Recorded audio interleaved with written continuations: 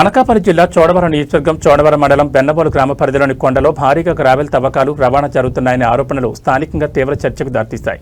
స్థానికుల ఆరోపణల ప్రకారం రోజుకు సుమారు 200 నుంచి 300 ట్రాక్టర్ల వరకు గ్రావెల్ తరలిస్తున్నట్లు సమాచారం.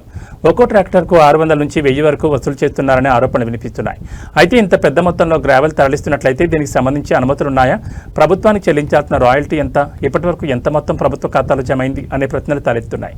మరోవైపు ఈ వ్యవహారం వెనుక రాజకీయ అండదండలు ఉన్నాయనే ఆరోపణలు కూడా స్థానికంగా వినిపిస్తున్నాయి. అయితే ఈ ఆరోపణలకు ఇప్పటివరకు అధికారిక నిర్ధారణ లేదు.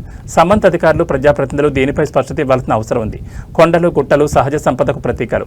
అనుమతులు లేకుండా తవ్వకాలు జరిగితే పర్యావరణానికి నష్టం వాటిల్లడమే కాకుండా ప్రభుత్వ ఆదాయానికి కూడా గండిపడే అవకాశం ఉంది.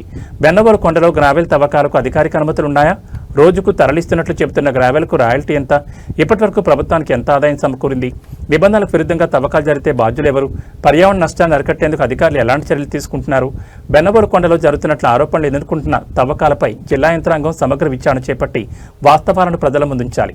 అక్రమ తవ్వకాలు నిజమని తేలితే బాధ్యులపై చట్టపరమైన చర్యలు తీసుకోవడంతో పాటు ప్రభుత్వానికి రావాల్సిన రాయల్టీ, జరిమానాలను పూర్తిగా వసూలు చేయాలి. ప్రజల సహజ సంపదను కాపాడాల్సిన బాధ్యత ప్రభుత్వానిదే.